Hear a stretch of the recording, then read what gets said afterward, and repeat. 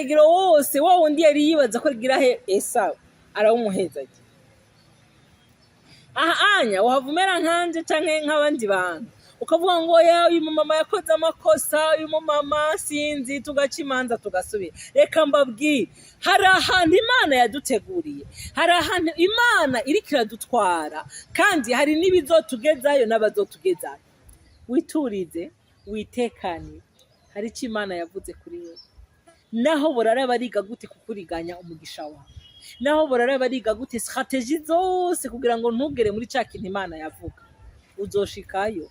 Abazogushikanayo ntubambaze, n'inzira bizocamwo ntuyimbaze, sinzi uko bizogenda. Ico ndakugahantishije coco ni kimwe, nuko uzogerayo batabishaka, batabigambiri, batavyiteze, ariko uzogerayo nukuri pe.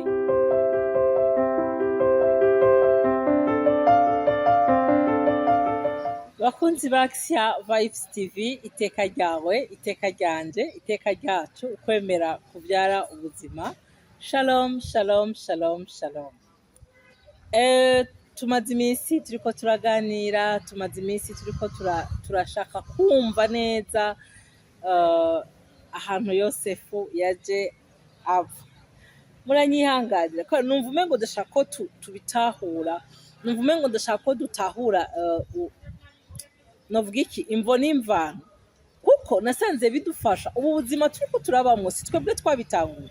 Oya, hari ibintu biri nogenda mvuga bigenda birashusha n'abatwitangiye imbere n'abadutanguriye, ariko twebwe twumva umengo ni twebwe tubitanguye, ariko si twebwe tubitanguye, vyatanguye kera, vyamyeho. Twarabonye rero ingene Aburahamu yagiye gushikaragira aho aronka Isaka, twarashitsaho tubona Isaka nawe ko yashatse Rebeka, hama Rebeka muri we hakava amahanga abiri. Ndabibutsa yuko ico gihe Imana yamusobanuriye ikamubwira ko ayo mahanga abiri azotandukana, kandi ikamubwira yuko bukuru azoshumbira butoyi. Niho hantu ndiko ndaza tugenda kugira ngo tuzogere kuri Yosefu, kuko kuri Yosefu akomoka kuri abantu. Mana yacu nishimwe. Rero twarabonye yuko ubutaha, twarabonye yuko ubushize nako twarabonye yuko Esawu yaguze ubusamuragwa bwiwe, uduharage dutukura abantu b'Imana n'umutsima, kubw'inzara y'umunsi umwe, kubw'ubutame, kubwo gutaha yarushe, kubwo gutaha yabuze. Ubwo ivyo onya abitesheje agaciro, aravuga ati nugupfa nugupfa, aravuga ati nubundi none ivyo ndabikoze iki, ati reka rero jewe nihitiremwo bigende uko nguko. Imana yacu idutabare cane, idutabare gose, kandi yongere udutabare. Aha rero no musi tugiye kubona ingene Yakobo yihinduye Esawu agatwara umugisha wiwe. Mugarika mbabwira ikintu kimwe, burya Yakobo ntiyawutwaye uyu munsi, Yakobo yari yawutwaye kera, wa munsi Esawu yemera kumubwira ati tora. Burya ibyo twatuye ijambo, ibyo tubayemo, nibyo bihambaye, nibyo birema, nibyo bituma tuba no mu bintu bikurikira tutari twiteze. Wowe ukaba wakoze ibintu bibaza ngo nibisanzwe, ukaba wavuze ibintu bibaza ngo nibisanzwe, ariko nabona tube hange ibyo tuvuga, ibyo turema mu isi y'imwemu. Burya yabitakaje ujya musi nyene avuga ngo ntaco bikimariye kuba samuragwa, ngo ndiko ndicwa n'inzara. Burya ujya musi nyene yarageje gusinyamana, niko no bivuga, byari biheze. Nuko rero ngo Isaka ashaje, ngo amaso yiwe asigaye abona ivyijiji, nitanguriro 27, pardon, ngo amaso yiwe asigaye abona ivyijiji, ngo ahwihwisha gusa. Ahamagara imfura yiwe Esawu ati ewe mwana wanje, aritaba ati sabwe.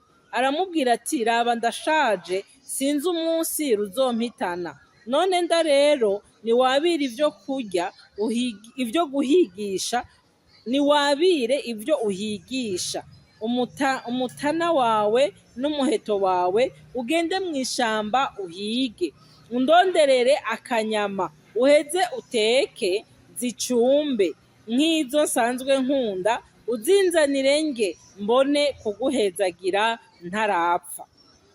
Rebeka yumviriza Isaka ibyo abarira Esawu umwana wiwe, nuko Esawu aja mu ishamba kurondera ico ahiga ngo akizanire se, maze Rebeka abarira Yakobo umwana wiwe ati numvise so abarira Esawu mukugwawe ngo agende amuzanire ico ahize, amutekereze icumbe arye amuhezagire imbere y'Uhoraho atarapfa. Nuko rero mwana wanje enda wumve ivyo nkubarira. Genda mu mukuku unzanireyo amasuguru y'impene abiri meza meza, nanje ndonderere so mutekere zicumbe nk'uko izasanzwe akunda, nawe uheze ushire so arye kugira ngo aguhezagire atarapfa. Yakobo yishura Rebeka nyina wiwe ati heraba Esawu mukugwanje n'umuntu yakatse ivyoya, nanje umubiri wanje ni nkute, kumbure data yonkorakora ngasa n'inguge kuri we, nkikwegera umuvumo mu gishingo c'umuhezagiro. Nyina aramwishura ati mwana wanje, umuvumo wovumwe uzube kuri jewe, pfa kunyumvira gusa ugende unzanire. Aragenda arazizana aziha nyina, nyina arateka inyama zazo ziricumba ziba nk'izose asanzwe akunda. Rebeka yabira imyambaro myiza ya Esawu imfura yiwe iyo yari afise mu nzu, ayambika Yakobo ati ari we butoyi, kandi ashira insato za ya masuguru y'impene ku bikonjo vyiwe no kw'izosi ahari nk'inkute. Aheza uwo mwana wiwe Yakobo ahereza uwo mwana we Yakobo za nyama zicumvye n'umutsima yacumvye, nawe aja iyo sari aramuhamagara ati data, aritaba ati ati urindega mwana wanje. Yakobo yishura se ati ni jewe Esawu imfura yawe, nkoze ivyo wambariye, enda se vyuka wicare urye kuvyo nahize kugira ngo umpezagire. Isaka abaza umwana we ati ko waronse n'ingoga ga mwana wanje? Ati nk'uko Uhoraho Imana yawe ampaye kugira ibakwe. Isaka abarira Yakobo atenda igira hino mwana wanje ngo ukorakore menye kuri Esawu umwana wanje koko canke kutariwe. Nuko Yakobo yegera se wiwe Isaka aramukorakora, aravuga ati ijwi ni rya Yakobo ariko ibikonjo ni vya Esawu. Ntiyamenya uwo ari we kuko ibikonjo vyiwe byari kubwoya nk'ivya mukuru we Esawu. Nuko aramuhezagira aramubaza ati mbega uri Esawu umwana wanje koko? Aramwishura ati ndiwe. Aramubwira ati vyigize hino nanje nge kuvyo wahize mwana wanje kugira ngo nguhezagire. Arabimwegereza ararya, aramuzanira vino arashoza. Maze se wiwe Isaka aramubarira ati nyegera mwana wanje ungumbire. Aramwegera aramugumbira, yumva ubutamirane bw'imyambaro yiwe, aramuhezagira. Ati ubutamirane bw'umwana wanje bumeze nk'ubw'umurima w'Uhoraho yahaye umugisha. Nuko Imana iguhe ku kime kiva mu ijuru no ku biboribori byo mu ndimiro, hakikimbe impeke na vino. Amoko azogukorere, amahanga azokwikubita imbere. Uzuganze abo muvukana, bene nyoko bakwikubita imbere. Uzokuvuma wese avumwe, uzoguhezagira wese ahezagirwe. Amen. Data we ngo uzuganze bene nyoko. Aramubwira ngo ariko sha umvuga ngo umuhezagiro wose wa wundi yari yibaza ko gira he Esawu arawumuhezagira. Anya wahavumera nkanje canke nk'abandi bantu ukavuga ngo ya uyu mama yakoze amakosa, uyu mama sinzi, tugaca imanza tugasubira. Reka mbabwire, hari ahantu Imana yaduteguriye, hari ahantu Imana iriko iradutwara, kandi hari n'ibizotugezayo n'abazotugezayo. Rero hari igihe abantu bakora uku, wowe ukiyumvira impamvu bariko barakora uko mu buzima bwawe, ariko n'abakozi b'Imana nuko nabo ubwabo batabizi, nuko nawe utabizi. Mwibuke yuko Imana yari yarabwiye uyu mumama ngo butoyi bukuru azoshumbira butoyi. Rero jewe sinzi yuko ariko arabikora yarakivyibuka cyangwa se yabikoze mu bigumbagumba by'uko we yakunda butoyi ntavyonze, ariko icyo nzi coco nuko yariko arashitsa ishaka ry'Imana. Esawu nawe ntiyamenye ryari yatakaje. Ubundi ntivyabaye uyu munsi, ariko vyabaye wa munsi hamwe yemera, hamwe avuga ngo ndiko ndapfa n'ubundi ntacyo bimaze. Imana imbabarire nanje arigihe niraba mugenzi wanje rero kumbwira ati reka kwikubita. Hari igihe wiraba ukikondana, hari igihe wiraba ugasanga ibi na biriya ntibikubere, hari igihe wiraba wewe ubwawe ukavuga ngo ibi ntibigikunda, ibi wanje ntibyokunda, ibi wanje none vyoca hehe. Imana itubabarire cyane.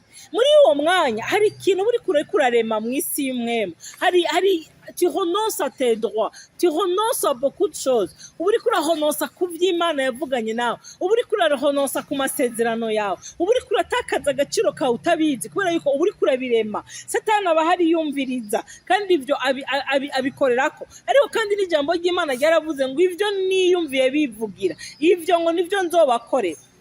Rero Esawu ashobora kuba yaragize ishavu ngo aratakaje, bamuriganije, baramurenganije, ariko ntiyamenye ryari yabitakaje. Ni cagihe yemera kujya uduharage, yemera avuga ati jewe singiye gupfa nabi, ntacyo bikimariye, je renonce kuri ubwo busamuragwa. Nuko rero ngaha twokondana Rebeka, ngo Rebeka yarakoze amakosa. Rebeka yashikije isezerano, Rebeka yashikije ivyavuzwe kera, Rebeka yashikije ivyari mu ndinganizo. Jewe ntuze kumbaza, hari igihe abantu badukorera amakosa, hari igihe abantu mengo barashaka kuturenganya, ugashanga umuntu ashaka kukwirukanisha nko mu kazi par exemple, kumbe ni Imana igomba guca kugira ngo uve muri ako kazi none igwe keza kazima. Rero ntumbaze abo nibaza ko bazomenyana n'Imana, je ntavyo nzi, mugabo ico nzi nuko baba barabo bakoze icyo bategerezwa gukora. Iyo batatwirukanisha ntibyari gukunda. Hari igihe abantu batuvuga nabi ukababara ngo nakayamvuze nabi, nakayambesheye, kumbe ariko arakugirira publicité, kumbe no kugira ngo Imana niyagaruka ikitamurura ku buzima bwawe abe yarakugiriye publicité, abe yarakumenyekanishije. Ariko tube maso kugira ngo duteramire icyo twagize kwejo, tube maso kugira ngo tugume mu ntumbero, tugume mu vyasezeranywe, mbega ndabivuge gute, kugira ngo icyo Imana yagambiriye gukora ku buzima bwawe kibeco. Yakobo yarumva ko ari akantu katameze neza, ariko disi ngo ntiyarakibona, ngo yabona ivyigigi, ngo yarahwihwisha, arikanga, arumva yuko umengo si umwana wiwe, arumva yuko ya quelque chose qui cloche, mugabo ntiyarakibona neza, nta certitude yari afise. Aravuga ati nyamara ijwi ni rya Yakobo, ati mugabo nakoze ko disi kubera bwa bwoya bw'ihene, ngo yumva ngo ni umwana wiwe. Nawe yari yagize ubwenge, amwambika impuzu za Esawu, ngo impumuro z'impuzu yumva ni iz'umwana wiwe.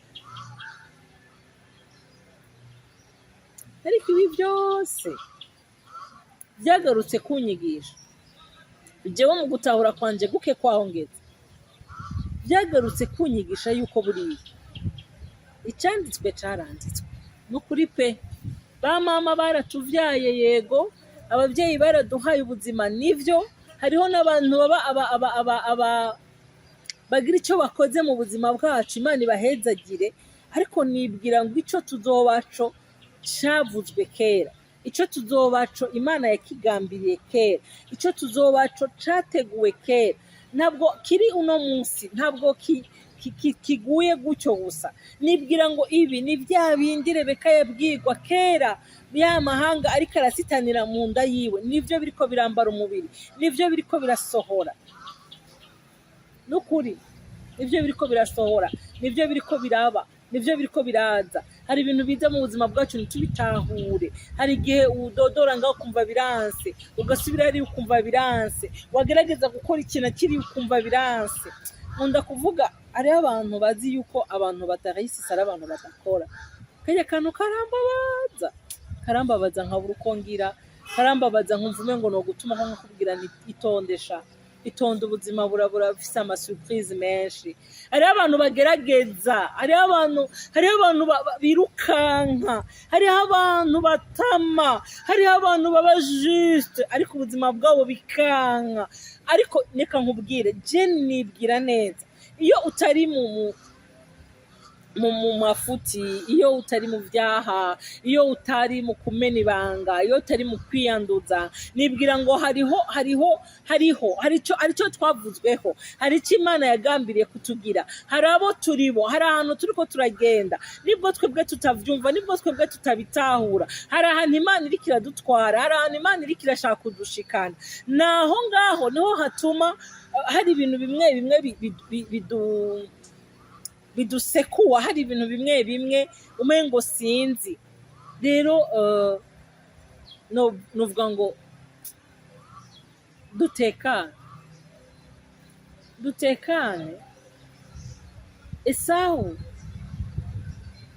yari kuronka umugisha, Esawu yarahiga akazana ivyose akunda, na se amaze kumva ko agiye gupfa yashaka kumuhezagira, kandi niwe yashaka guhezagira. Ariko hari ikintu Imana yari yavuze ko bukuru azoshumbira butoyi. Hari igihe rero tugenda ngaho tukanigana, hari igihe tugenda ngaho tugashaka kuja muri course, wowe uzaja kunigana n'uwo Imana yagenye ko azokwama ari hejuru yawe. Kandi iyo mvuze hejuru rero, aha ndiko ndabwira umukristo, si bya bintu materiel, si bya bintu tubona. Hari umuntu azokwama ari hejuru yawe uko biri kose, ushaka uba ufise umutungo ungana gute, arafise icyubahiro yahawe n'Imana, agendana ijambo ryavuzwe n'Imana, agendana urukundo n'iteka byavuzwe n'Imana, naho uragira gute uwo muntu yama ari hejuru yawe. Ibyabaraki na Baramu murabizi.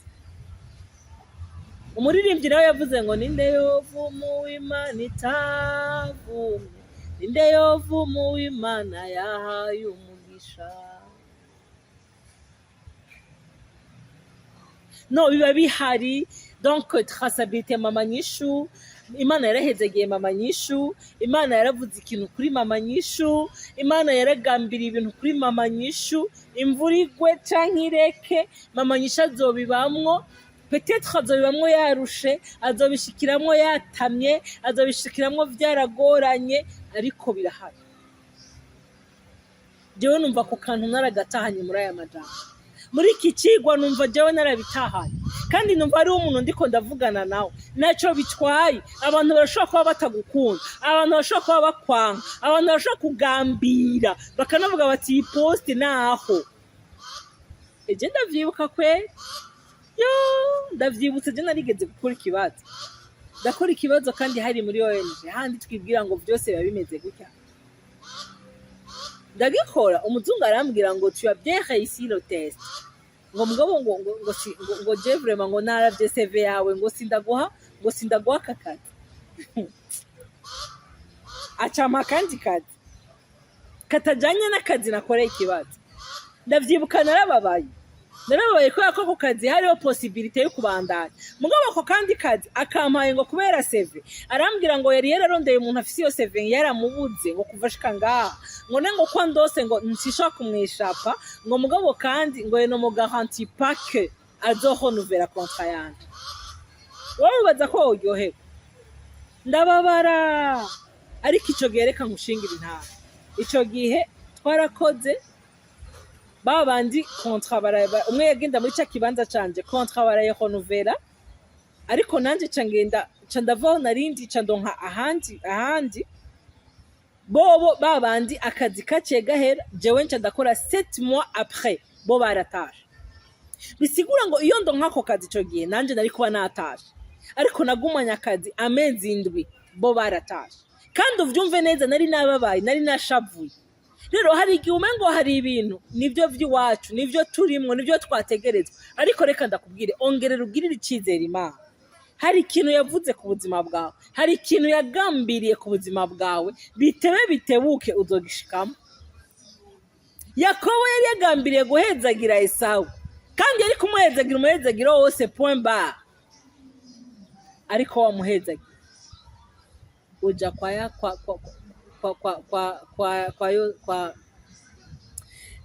utugenda aho Imana yari yawuteguye.